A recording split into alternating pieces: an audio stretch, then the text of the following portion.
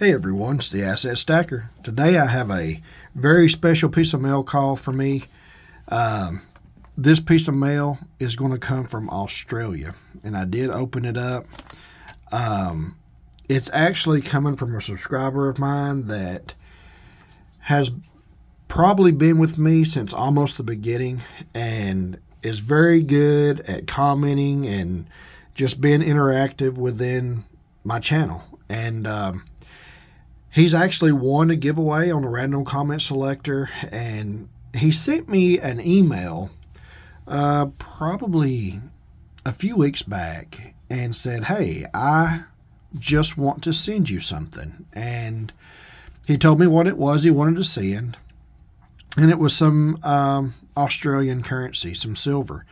And I told him, I said, I'm not really familiar with foreign money. I was like, so if he wanted to send me something, that'd be great, but I wouldn't really know a lot about it. So doing a mail opening, I really wouldn't know a whole lot. And he said, I'll send you just a little bit of kind of a brief description of what some of this is. So anyway, that package made it into the mail, and yeah, this is what he sent me. And this is, man, these coins are just beautiful, man. I mean, like I said, let me just get the letter out. I did go ahead and read it because I wanted to make sure it was okay before I put it onto the screen. So I'm going to try to read this to you guys through the camera, so bear with me. It says, "To the Asset Stacker, I hope this little bundle finds you well. I have included 3 coins for your enjoyment. One is what I consider a BU grade, but I'm not a coin grader. There's also 2 that are considered as bullion grade. Don't be afraid to open them and let them make that beautiful silver sound. Each coin, when minted, weighs 13.28 grams, of which 10.624 grams is silver, 80% silver and 20% copper, approximately 1/3 of a troy ounce for each coin. A little info straight from the Royal Australian Mint website. The 50-cent coin was first introduced with a decimal currency on the 14th of February, 1966.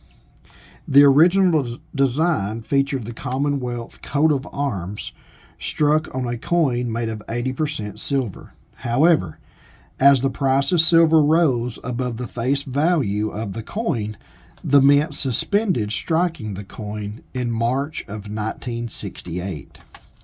Although it was rumored that the mint had lost money striking the coin, all the metal used in the manufacture of the 36.5 million coins produced was purchased before the price rise.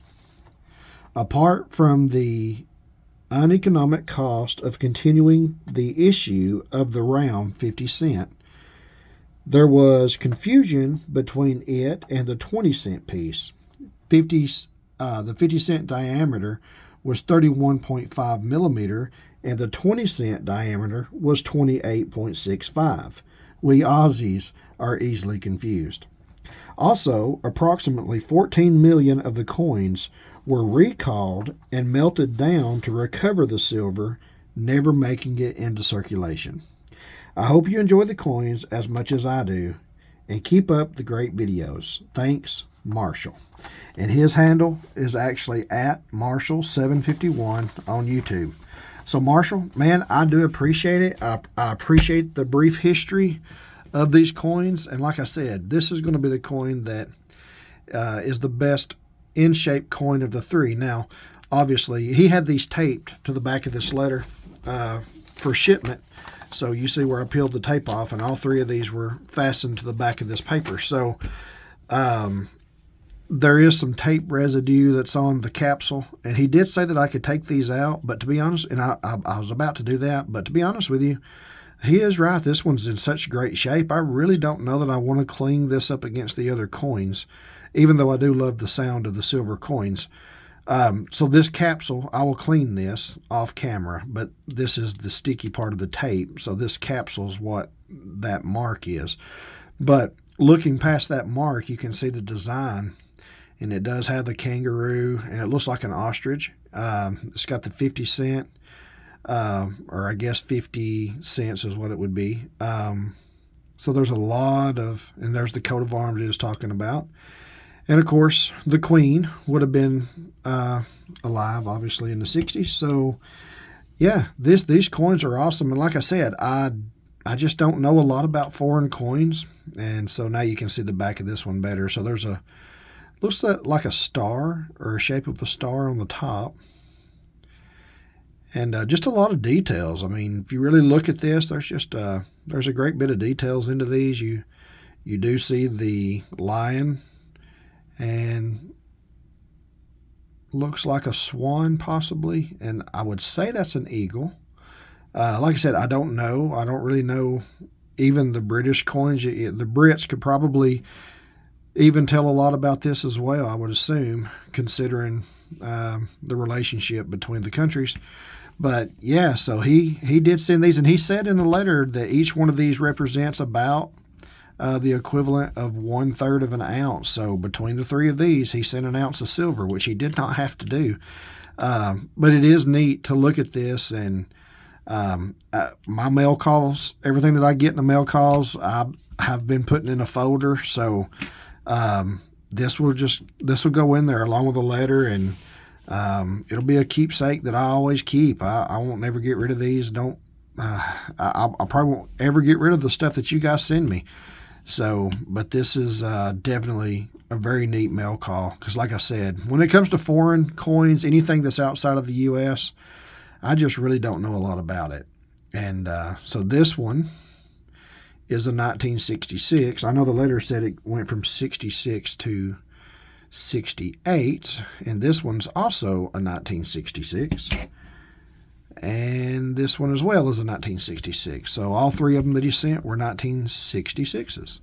But yeah, these are awesome. So Marshall, I don't know what else to say, buddy. I do appreciate it. It did make it to me safely. Actually seemed to have made it to me in a pretty reasonable amount of time. So I just want to let you know I do appreciate it. And if there's anything you want, I mean, I don't care to send you some stuff too. If you are looking for any U.S. coins that you would like to add to your collection, Marshall, let me know. I'll be glad to send you something in return. You probably know a lot of the history of the U.S. coinage since you're so active into this community. But again, I'll be glad to send you something. But if you're good, then we're good. So I do appreciate it. And if anybody else would like to do a poker chip trade, I do have poker chips. And this is my new chip with the new design. And this is my old chip with the original design of the channel. And then, of course, like I said, the new chips got a little bit of a humorous flair to it. So if you guys would like to do a trade, or if you just would like to have one or both of those chips, you don't have one, you don't have anything to trade, that'll be fine. Just shoot me an email, let me know you want one, and I'll be glad to send it out. But I do appreciate it, Marshall, and I appreciate you guys watching. Remember, we build our wealth one asset at a time, so keep stacking.